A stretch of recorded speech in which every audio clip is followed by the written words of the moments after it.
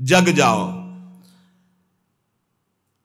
अगर अभी नहीं जगे तो फिर अब जगने का समय नहीं है, जगाया जा रहा है। ये सत्संग है मोह निद्रा से जगाने का।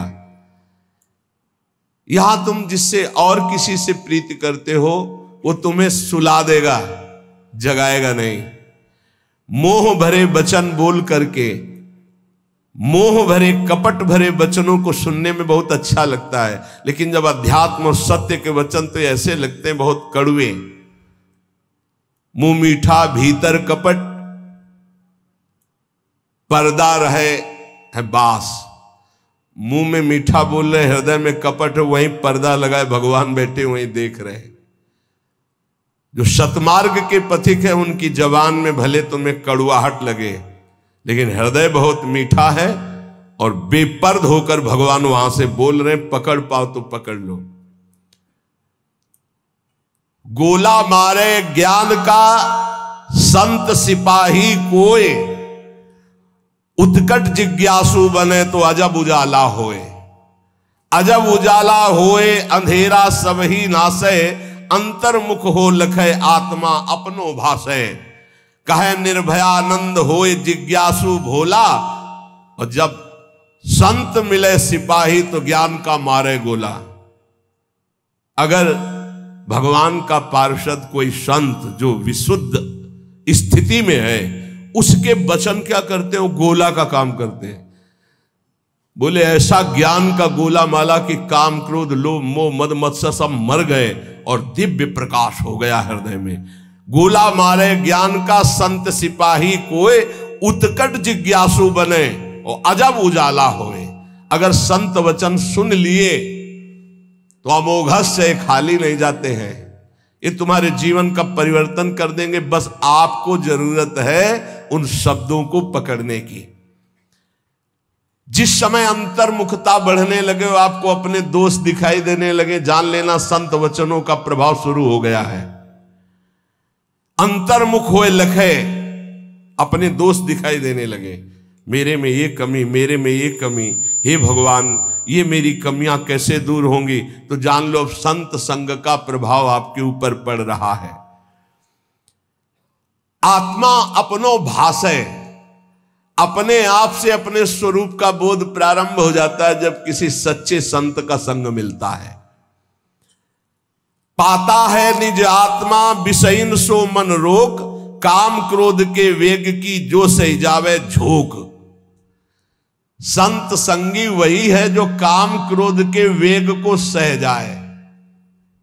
काम आया सह गया, क्रोध आया सह गया। हमें देखते हैं कि काम क्रोध को सहने की तो वृत्ति साधक में है, लेकिन ईर्ष्या को सहने की शक्ति नहीं है। वो जहां ईर्ष्या करता है, दूसरे से निंदा करने लगता है, तो फिर उसकी काम क्रोध की शक्ति बढ़ जाती है और वो सहन करने में असमर्थ हो जाता है। अहम मैं जितेंद्री हूं और ईर्ष्या दूसरे की उन्नति देखकर डा होना, जलन होना, जहां ये आया तो फिर वो वही परास्त हो गया जहां जीत रहा था। इसको पकड़ना। गुरु कृपा से काम और क्रोध पर विजय प्राप्त करने की योग्यता साधक में आ जाती। बहुत शीतल हृदय होने लगता है, लगता है क्या कुछ नहीं। और जहां उसके अंदर ये अहम आया और दूसरों को देखकर जलन होने लगी, अपने में अहम आने लगा, वहीं उसकी सामर्थ्य घट गई और वो उसी विषय के लिए रोने लगा। काम क्रोध आदि उसको परास्त करने लगे। समझना, इस बात में आध्यात्मिक चर्चा है जिससे आपको परम पद मिल जाएगा। आप अगर गुरु शरणागत है तो काम क्रोध आपके अंदर स्फुरित होंगे, परास्त नहीं कर सकते। चिंगारी की तरह स्फुरित होंगे, ज्वाला की तरह नहीं। पक्का समझ लो। दो बातें हैं यदि तुम काम क्रोध से परास्त हो जाते हो। पहला, आप गुरु आज्ञा का उल्लंघन करके कोई गंदी बात देख रहे हो, कोई गंदी बात कर रहे हो, कोई गंदी बात करने वाले लोगों का संग कर रहे हो। अगर ये नहीं तो फिर तुम काम विजयी होने का अहंकार कर रहे हो। अन्यथा स्फुरणा होती है और शांत हो जाती है। उसी मार्ग से चले हुए अनुभव की ये बात है। हम किसी की दूसरी तर्क वाली बात नहीं मान सकते, छाती की बात मानते हैं। ऐसे स्फुरण होता है और शांत हो जाता है, क्योंकि उसके लिए कोई चारा नहीं है। धीरे धीरे स्फुरण भी बहुत कम होने लगता है। पर जहां देखा गया अपने में अहंकार आया कि मैं जितेंद्री, और जहां दूसरे की उन्नति से डाह, तो फिर वही उसको परास्त कर देते। चिंगारी को ज्वाला बनने में देर नहीं लगती। वो चिंगारी तब शांत होती है जब भगवत साक्षात्कार हो जाता है, सूक्ष्म रूप से विकार रहते हैं। पता है निज आत्मा विषयन सो मन रोक। जब संत वचन रूपी प्रकाश आपके हृदय में हुआ, तो ये जब पता हो गया कि तुम देह नहीं हो, भले अनुभव नहीं हुआ, तो अपने मन को विषय में जाने से रोको। बोले काम क्रोध के वेग की जो सही जावे झोंक। इनका झोंका आता है हवा का, जैसे झोंका, हवा का झोंका आवे, तूफान आवे, किसी पहाड़ का आश्रय ले लो, बच गया। छोटे मोटे पेड़ आदि का आश्रय मत लेना, नहीं टूट के गिर जाएंगे आपके ऊपर, वही मार देंगे। क्या करना है? पहाड़ का आश्रय। पहाड़ कौन है? भगवान के प्रेमी महाभागवत जनों के वचन, या भगवान नाम, या भगवत लीला गुण कीर्तन। जहां कामादि दोषावे मजीरा उठाओ, राधा राधा राधा एक मत सुनो मन की, देख लो अभी साफ हो जाएगा गंदगी जो आई थी।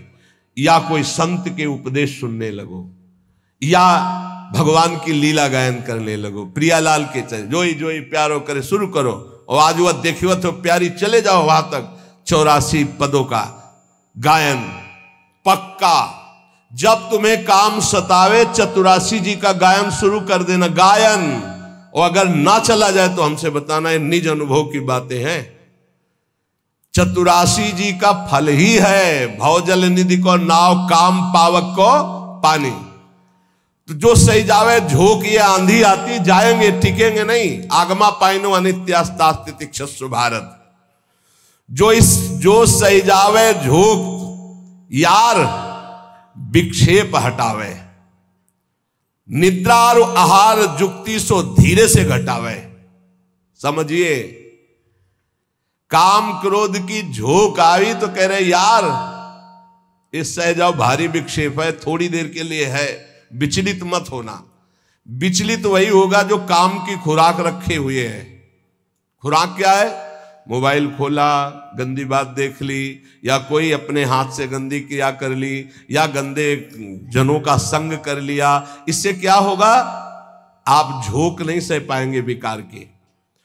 कह रहे हैं जो सही जावे झोंक यार विक्षेप हटावे। प्रभु के दर्शन में यही बाधा है, नहीं तो खुले टहल रहे हैं।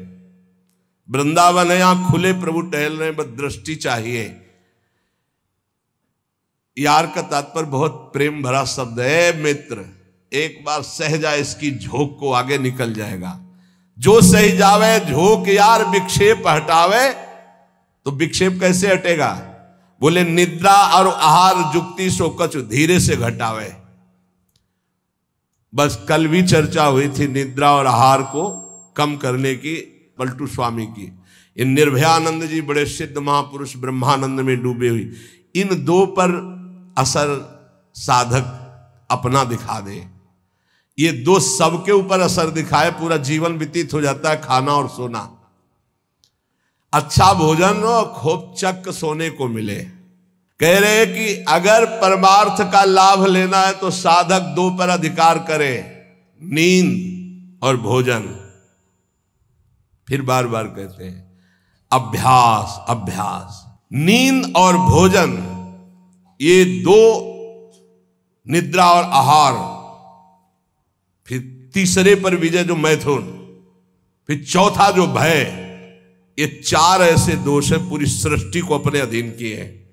निद्रा, भय, आहार, मैथुन, ये सब के सम जग उपजाए, सब इसी में फंसे हुए हैं। ऐसा साधक इन चारों पर विजय प्राप्त करनी। निद्रा तब जब आहार पर आप संयम करेंगे। बहुत बार आहार पे चर्चा होती, भाई आहार को संभाल लो,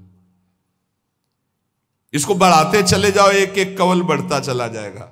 इसको घटाते चले जाओ, घटता चला। 400 ग्राम में पूरे 24 घंटे शरीर का सम्यक मेहनत करते हुए पोषण हो जाएगा 400 ग्राम में। यहां यही है कि अगर आप भगवत मार्ग में चलना चाहते हो तो आहार पर संयम करो, तो नींद पर संयम हो जाएगा। आहार पर संयम करो, पर इतना भी संयम न करो कि सीढ़ी चढ़ने उतरने लायक न रहो। उचित आहार लो, जितना आपको नींद ना सतावे। ये बहुत बड़ी सिद्धि है। अगर आप निद्रा और भोजन पर शासन नहीं किए तो काम और क्रोध पर शासन नहीं कर पाओगे, पक्का। ये चार चीजें साधु के जीवन में बिल्कुल शासन में होती। निद्रा, भय, आहार, मैथुन। भय नहीं होता साधु को। साधु का मतलब होता भगवत मार्ग के पथिक, चाहे गृहस्थ हो चाहे विरक्त हो।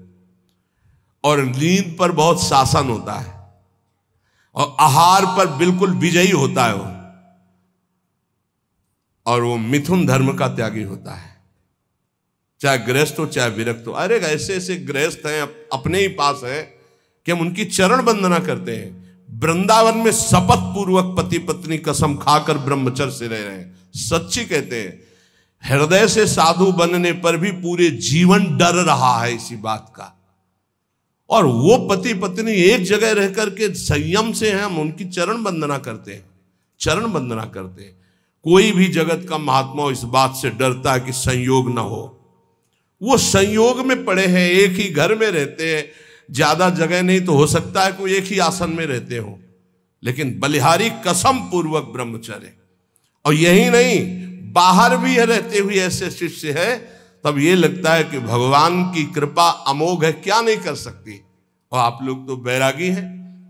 निद्रा और आहार जुक्ति सो धीरे सो कछु घटावे। धीरे धीरे घटाना चाहिए। नींद और आहार, देखो संतों ने कहा है, निद्रा और आहार जुक्ति सो कछु घटावे। कहे निर्भयानंद झूठे जाने सब नाता, विषयन सो मन रोक आत्मा निज का पाता। जब समस्त विषयों पर विजय प्राप्त कर लेता है तो आत्मानंद का उसे अनुभव स्वयं होने लगता है। अष्ट सिद्धि नौ निधि हमारी मुट्ठी में हरदम रहती। ये नाम जापक, ये सांसारिक लाभ की तो बात जाने दो। अष्ट सिद्धि नौ निधि हमारी मुट्ठी में हरदम रहती, नहीं जवाहर सोना चांदी त्रिभुवन की संपत्ति चाहती। भावे ना दुनिया की बातें दिलवर की चर्चा सहती, ललित किशोरी पार लगावे माया की ये सरिता बहती। राधा राधा राधा, सब सिद्धियां सब लाभ आपको प्राप्त है। जो नाम जापक अपने कर्तव्य को भगवान में समर्पित करता है, वो कैसा सिद्ध महापुरुष हो जाता है। जगत गुरु भगवान श्री कृष्णचंद्र जी गीता जी में महापुरुष की स्थिति का वर्णन करते हैं।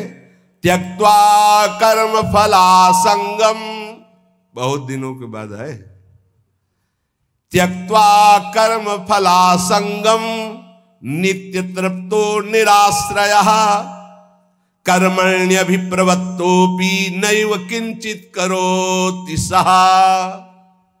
इसीलिए बीच बीच में रुक जाता है कि बहुत स्थिति का ऊंचा वर्णन यहां है, और उसके लिए कुछ साधना चाहिए। जब तक अच्छी साधना नहीं होगी तो सिद्धावस्था को समझ पाना बड़ा कठिन होता है। और ये भगवान की वाणी ऐसे अर्थ पढ़ लेना तो अलग बात है, उसको समझना। त्यक्त्वा कर्म फला संगम नित्य तृप्तो निराश्रया। देखो पहले एक एक शब्द में डूबा जाता है। शास्त्रों का मनन कैसे होता है? निराश्रया, किसी का भी आश्रय ना हो। सिद्ध पुरुष कैसा होता है? निराश्रित होता है, एकमात्र अपने स्वरूप में स्थित या भगवान में स्थित, सब अन्य आश्रय रहते। और यहां एकमात्र भगवान ही का आश्रय नहीं और सब आश्रय है। देख लो अंदर से। सिद्ध पुरुष कहता होता है नित्य तृप्तो, कभी कोई चाह ही नहीं होती। जैसे गले तक छका हो फिर उसको कुछ भी नहीं। नित्य तृप्तो, त्यक्त्वा कर्म फला संगम, किसी भी कर्म की कोई भी फल की आशा नहीं रहती। कर्मण्य भी प्रवृत्तोपि नैव किंचित करोति सः, अच्छी तरह कर्म करता हुआ भी वो किसी कर्म का कुछ फल नहीं चाहता। स्वाभाविक केवल भगवत प्रेरणा से कर्म हो रहे हैं, उनके कोई फल की इच्छा नहीं, क्योंकि जो सब कर्मों का परम फल है वो भगवान का साक्षात्कार उनको प्राप्त हो गया है। ये सिद्ध पुरुष के लिए श्लोक गाया गया है। जो कर्म और कर्म फल की आसक्ति का त्याग करके सब आश्रयों से रहित सदा तृप्त रहता है, फिर भी वो अच्छी तरह शास्त्राज्ञा के अनुसार कर्म करता है, पर किसी भी कर्म फल की कोई आकांक्षा नहीं है, वो सिद्ध हुआ पुरुष कहा जाता है, श्री भगवान कह रहे हैं। लेकिन यहां उल्टा है, अगर हम कोई भी कर्म करेंगे तो पहले हमारा जो सोच होगी वो उसके फल पे होगी। ये सोच नहीं होगी कि हमारा धर्म है इसका पालन करना। कोई भी कर्म बिना फल की आकांक्षा के आप शुरू ही नहीं कर सकते। सोचना जरा, कोई भी कर्म करेंगे तो इसका फल क्या होगा, ये हम साधक के लिए कह रहे हैं। जो विषयी है वो नहीं सोचते, जो सिद्ध है वो नहीं सोचते। दोनों बात समझना, जो विषयी है वो नहीं सोचते कि इसका परिणाम क्या होगा, जेल मिलेगी कि दुर्गति होगी कि नरक जाएंगे कि शरीर नष्ट हो जाएगा, ये कुछ नहीं सोचते। जो सिद्ध है वो पूर्ण तृप्त है, इसलिए केवल शास्त्र सम्मत कर्म करते हैं, वो फल की आकांक्षा या फल की सोच ही नहीं रखते। जो बीच में है, ना पूरे विषयी है ना पूरे साधक है, वो पहले फल सोचते हैं। परिक्रमा का क्या फल होगा, सत्संग का क्या फल होगा, यह करेंगे तो इसका फल क्या होगा। फल पर दृष्टि रखने वाला अध्यात्म को धारण नहीं कर पाता है। भगवान कह रहे कर्मण्येवाधिकारस्ते, तुम कर्म से केवल अपना अधिकार रखो, फल के ऊपर नहीं। फल में सुख दुखे समय कृत्वा लाभा लाभो जया जयो, जय या पराजय, लाभ या हानि, सुख या दुख, इसमें समान भाव रखो। यह अध्यात्म, और यह तो सिद्ध पुरुष का लक्षण है। अब यहां ध्यान देना है, मैं कर्म करता हूं, ये कर्म मेरे लिए है और इसका अमुक फल मिलेगा, ऐसी जन साधारण साधक की स्थिति रहती है। ये उसके बंधन का कारक है, चाहे जितना बड़ा कर्म कर ले। ध्यान से सुनना, ये गीता जी है। ये मैं कर्म कर रहा हूं, इस कर्म का मेरा ये फल होगा, वो कर्म फल का और कर्म कर्ता बनने के कारण चाहे जितना ऊंचा कर्म करे वो बंधा ही रहेगा, मुक्त नहीं होगा। भले शुभ कर्म किया तो देवलोक जा, तपलोक जा, पर आना तुझे मृत्युलोक में ही पड़ेगा। लेकिन जो सिद्ध महापुरुष होता है, परिक्रमा चलो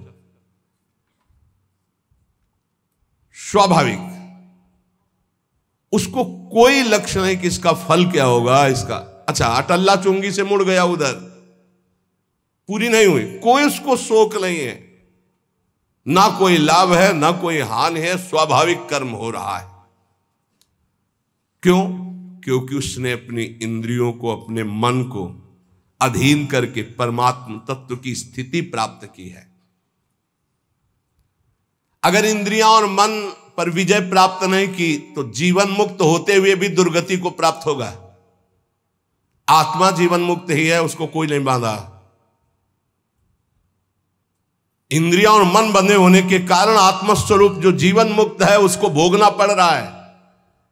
बहुत ध्यान देने का विषय है। आत्मा को शुद्ध करने की जरूरत नहीं, परम शुद्ध है। आत्मा को मुक्त करने की जरूरत नहीं, परम मुक्त है। तो बंधा कौन है? इंद्रियों और मन में तुम्हारी तन्मयता, इंद्रियां मन विषय भोगों में। जैसे राजा तभी विजयी माना जाएगा जब सेना विजयी होगी, और सेना हार गई तो राजा हार गया, सेना जीत गई तो राजा जीत गया।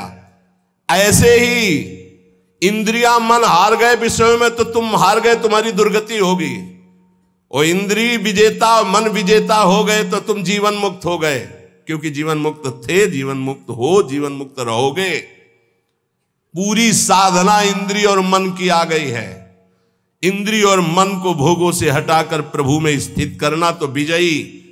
अगर इंद्रिय मन भोगों में लग गए तो आवागमन से मुक्त नहीं होगे।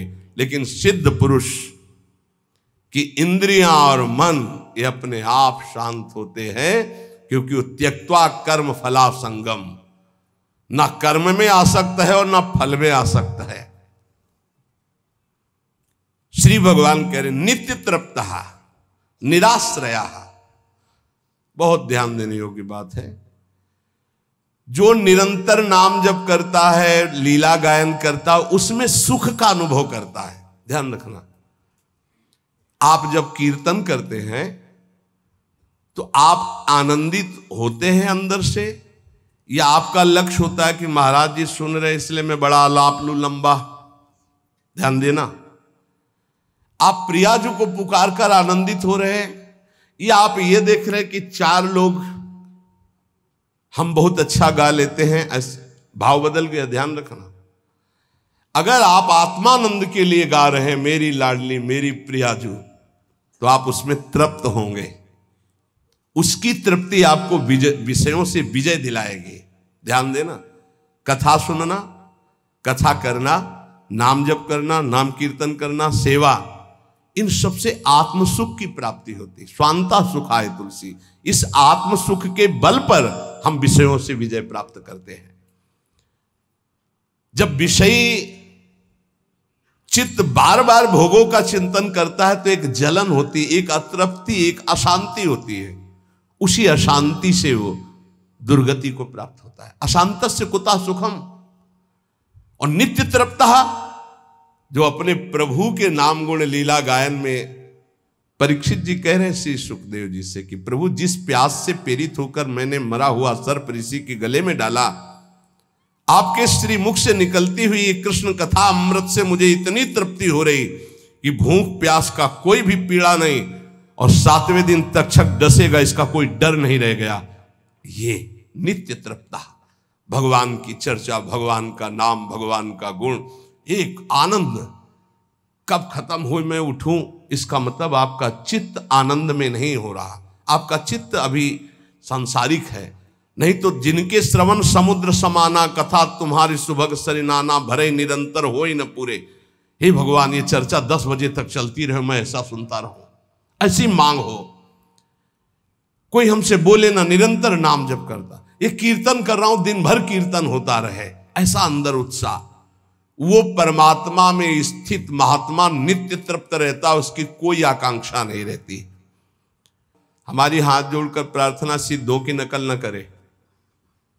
एक महात्मा थे, 10 ग्राम संख्या रोज पाते थे। 1 ग्राम में 5-7 आदमी मर सकते हैं। 10 ग्राम। उड़िया बाबा को लगा कि गप होगी ऐसी, कैसे कोई 10 ग्राम संख्या जहर धतूरा खा सकता है।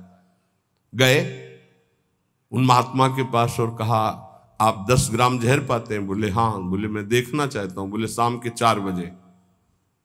4 बजे 10 ग्राम तौल करके जहर सिलबट्टा में डाला और पीस करके उसे धो करके वैसे चढ़ा। और वो सिलबट्टा अलग रहता था कि कोई उसको कभी छुए ना, नहीं उसमें मर जाएगा उतने। बोले महाराज आप कैसे हजम कर जाते हो? बोले पहले 1 बीज लिया था, ऐसे रगड़ के चाटा था, फिर धीरे धीरे बीज पाने लगे, फिर 2, फिर 3, आज 10 ग्राम जहर पा लेता हूं। 10 ग्राम जहर शरीर को। सिद्धों की नकल न करे। सिद्ध महापुरुषों के बड़े विचित्र विचित्र खेल होते। जब तक भगवत साक्षात्कार ना हो जाए, नियम ले ले, कोई व्यसन नहीं करेंगे। अगर व्यसन का आश्रय है, वो भगवत आश्रित नहीं हो पाएगा। ध्यान रखना। एक महात्मा को देखा गंगा के किनारे, हर 10 मिनट में उनको पान लगा के, एक आदमी, एक संत केवल ऐसे बैठे रहते थे और पान पाए हो ऐसे। आपको सच्ची बताएं, बड़ी ऊंची स्थिति थी। इन सिद्ध पुरुषों की नकल कभी ना करे, कभी ना करे। अब जैसे वो कहते ना, ले महात्मा जी आप भी, हम कहते हमारी सामर्थ्य नहीं। उसे ही कहते हमारी सामर्थ्य, क्योंकि सन्यास वेश में पान है, माला है, इत्र है, ये सब निषेध है। हमारी सामर्थ्य। और वो एक संत बैठे ही रहते थोड़ी थोड़ी देर में, और भगवदाकार वृत्ति थी। आश्चर्य की बात, भगवदाकार। सिद्धों की नकल न करे, पक्का। जब तक भगवत साक्षात्कार न हो जाए, कोई भी नशा किसी भी साधक के पास नहीं होना चाहिए। कोई भी नशा, किसी वस्तु का अपने जीवन में इतना अधिकार नहीं होना चाहिए कि ये नहीं मिलेगा तो। वस्तु तुम्हारे जीवन में अपना अधिकार नहीं रखना चाहिए कि अगर ये नहीं तो हमारा दिनचर्या नहीं चलेगी। ये दिमाग में रख लो। कभी जीवन में चाय नहीं पी थी, क्यों? क्योंकि उससे सुना था कि वो सर दर्द होने लगता है, उसका एक नियम बन जाता है। कभी नहीं पी थी। अगर हमें हितदाम में कभी दूध दिया जाता था शाम के जैसे दवा में, तो 2-4 दिन लगातार लेते थे, फिर 1 हफ्ता छोड़ दिया। कभी हम उसको अपने जीवन में किसी दूध नहीं मिलेगा तो हमारी दिनचर्या नहीं चलेगी, या चाय नहीं मिलेगी तो दिनचर्या नहीं, कभी नहीं। इसलिए चाय पिया ही नहीं था कभी जीवन में। था इसलिए कह रहे हैं कि अब जोई जोई प्यारो करे सोई मोहि भावे। अब जैसे प्रभु रखें, रुग्ण शरीर है, ये टेबलेट खाना है, ये जैसे विधान में। कोई भी वस्तु तुम्हारी दिनचर्या में ऐसी नहीं होनी चाहिए कि ये वस्तु नहीं मिले तो हमारी दिनचर्या नहीं चलेगी। निराश्रया। कोई व्यक्ति ऐसा नहीं होना चाहिए कि वो ना मिलेंगे तो। कई बार हम प्रार्थना करते, थोड़ा भाव से समझना, आप इस शरीर का भी आश्रय मत लीजिए, ये धोखेबाज है। सबसे कह रहा हूं प्रार्थना करके, जो प्रेम करने वाले लोग हैं। एक बार एक किसी ने कहा था कि हम तो आपके साथ चलेंगे, तो हम कहा अगर हम ऐसे कह दें तो 1500 लोग तैयार हो जाएंगे। अब अगर ऐसे यहां से चलना हो कि चलो मानसरोवर चलना, तो बस कर लेते, सब बैठ जाओ। अब निकुंज में जाने के लिए तो समय अलग अलग है ना। हम ये कहते हैं कि आज्ञा का पालन करोगे, आओगे वहीं जहां अपने को जाना है, क्योंकि लाइन में खड़े हो, पंक्ति में खड़े हो, पर समय का पता नहीं, पहले आप जाओगे कि पहले हम जाएंगे, कुछ पता नहीं। आपको अपने शरीर को धरोहर की तरह रखना है। ये गुरुदेव का शरीर है, गुरुदेव को समर्पित है। जब जहां जैसे ऐसे। कलह की चर्चा थी, कोई साधक कह रहा था कि हमको तो सोच कर डर लगता है कि जब आप नहीं होंगे तो हम कैसे जिएंगे। ऐसा अपने को भी, अपने पूज्य महाराज जी के लिए कि अगर कभी तो ऐसा कैसे जी सकते हैं। पर यह शरीर का संग अस्थाई है, स्थायी नहीं है। ये धोखेबाज शरीर हमारा भी है और आपका भी है। ये आवाज बोलते बोलते रुक सकता है कि पूरा राधा ना बोल पाए, रा बोला और रुक गया। ये ऐसा है, जिस समय कनेक्शन कट जाएगा तो अगला कदम नहीं चल पाएगा, अगला शब्द नहीं बोल पाएगा। तो इस शरीर से भी प्यार मत करो। प्रेमानंद नाम स्वरूप का, प्रेमानंदोत्पुलकित गात्रो विद्युत धाराधर्षम कांति राधा कृष्णो मनसि दधानम वंदेहम श्रीहित हरिवर्षम। ये व्यक्ति शरीर का नाम प्रेमानंद नहीं, प्रेमानंद नाम श्री प्रियालाल के प्रेम का है, जो हित है, जो हरिवंश है। अगर आप उस स्वरूप की तरफ दृष्टि रखेंगे तो आपको हर समय प्रेमानंद का सानिध्य मिलेगा। आप शरीर पर दृष्टि रखेंगे तो धोखा खा जाएंगे। आज नहीं तो कल ये छूट जाएगा और आपके अंदर आएगा कि अब मैं प्रेमानंद के बिना हूं। ऐसा हम नहीं चाहते कि आपको कभी ऐसा अनुभव हो कि हम प्रेमानंद के बिना हैं। प्रेमानंद हमारा जीवन है, हम सबका। प्रेमानंद क्या है? राधा कृष्णो मनसि दधानम, राधा कृष्णो मनसि दधानम वंदेहम श्रीहित हरिवंशम। जो हित है, जो हरिवंश है, जो मन में सी प्रिया प्रीतम को प्रकाशित करता है, वो है प्रेमानंद। वही मंत्र आपके पास है, वही नाम आपके पास, जो हमारा जीवन, जो हमारे गुरुदेव का जीवन, जो हमारे आचार्य का जीवन, वही आप उसी से प्रेम करो, इस शरीर से नहीं। निराश्रया, इस शरीर से या किसी व्यक्ति से या किसी नाशवान से तो फिर धोखा हो जाएगा, ऐसा लगेगा मैं अनाथ हो गया। नहीं, सच्चे गुरु का शिष्य कभी अनाथ नहीं होता, पक्का समझना। प्रियता में अगर पूछो तो ये ज्ञान हमको भी पसंद नहीं आएगा जो हम आपको दे रहे हैं। प्रियता में ज्ञान नहीं चलता, प्रियता में लगता है कि नहीं वो तो सब ठीक है, पर नेत्रों के सामने है तो हमारा जीवन है, वो नहीं नेत्रों के सामने तो फिर ऐसा लगेगा कि ऐसा। पर उचित यही है कि इस बात को समझा जाए कि तत्व हर समय रहता है, शरीर नहीं। शरीर आज है, कल नहीं। परिस्थिति देख लीजिए, आज परिस्थिति है कि आपको जग के आना ही पड़ेगा, आदेश पालन करना ही पड़ेगा, सत्संग सुनना ही पड़ेगा। कल परिस्थिति नहीं रहेगी, कल आप स्वतंत्र होंगे, लेकिन आपको इसी परिस्थिति में रहना होगा। जैसे आज परिस्थिति है ऐसी तुम्हारी जीवन भर परिस्थिति रहे। क्या इस समय हम सत्संग सुनते थे, बैठ गए, यंत्र में सत्संग लगा लिया, बैठकर सुन रहे।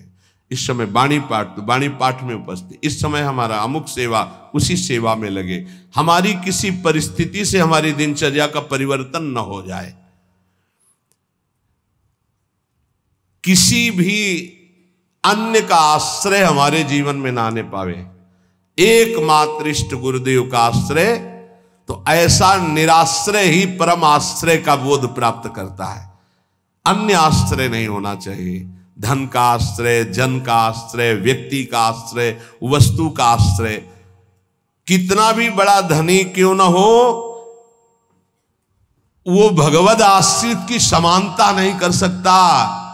जिसने भगवद आश्रय लिया उसकी समानता कोई चक्रवर्ती सम्राट भी नहीं कर सकता।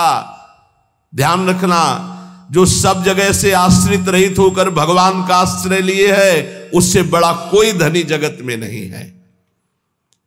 सिद्ध महापुरुष पूर्ण निराश्रित होता है। किसी का वस्तु, व्यक्ति, स्थान, किसी का आश्रय, एकमात्र अपने आत्मस्वरूप प्रभु का आश्रय या आत्मस्वरूप में।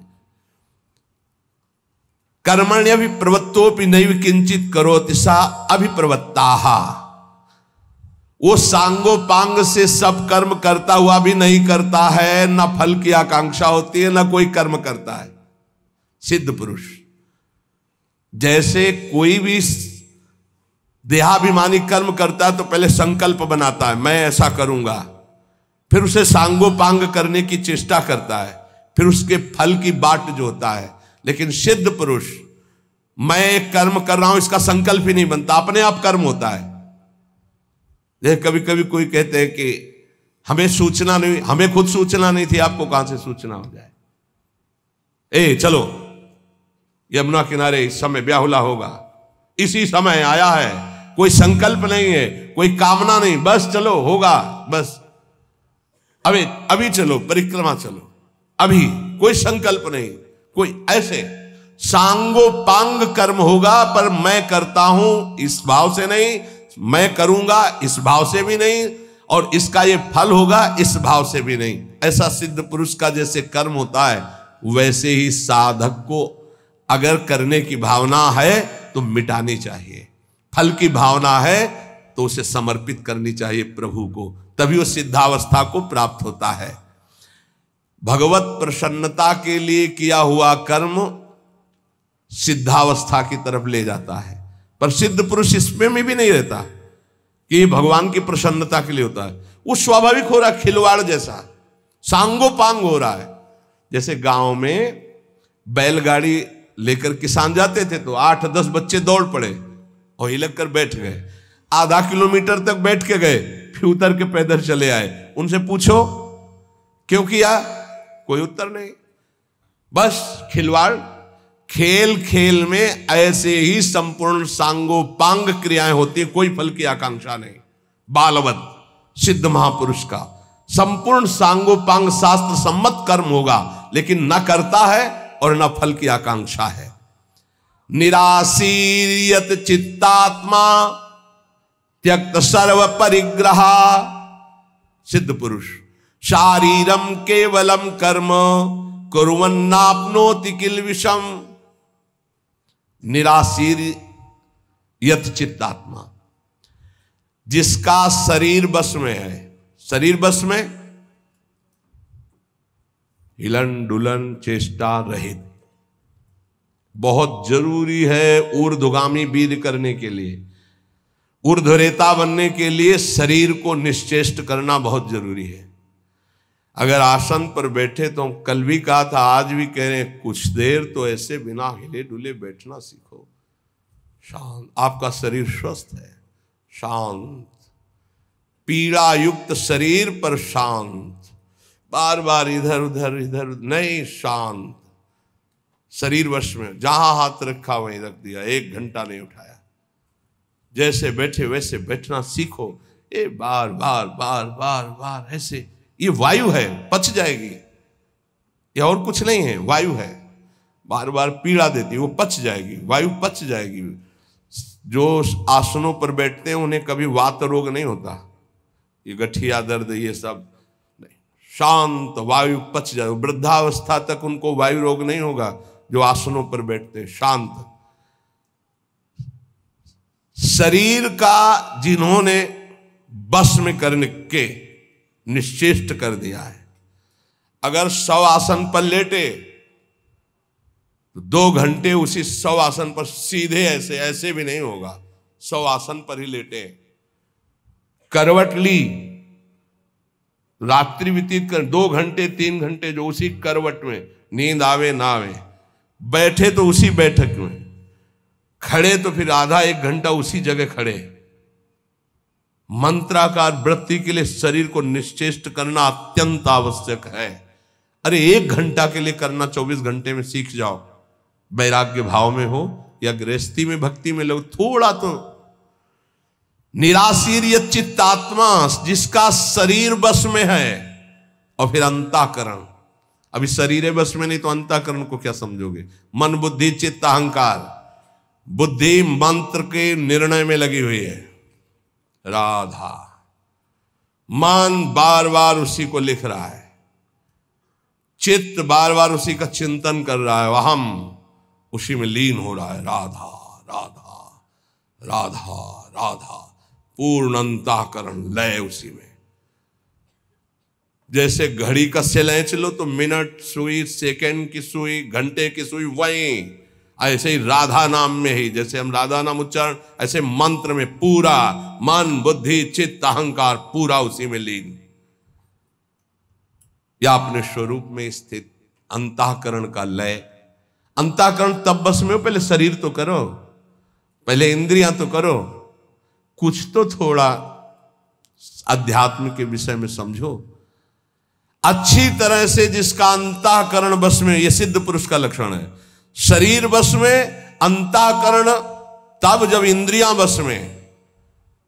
जिसने सब प्रकार से भगवान का आश्रय लेकर अन्य आश्रयों का, परिग्रहों का त्याग कर दिया है, जो इच्छा रहित है, वो शरीर संबंधी केवल चेष्टा करता हुआ भी परमात्म तत्व में स्थित हो, कभी पाप को प्राप्त नहीं होता। शरीर संबंधी चेष्टा करता हुआ भी वो कभी पाप को प्राप्त नहीं होता।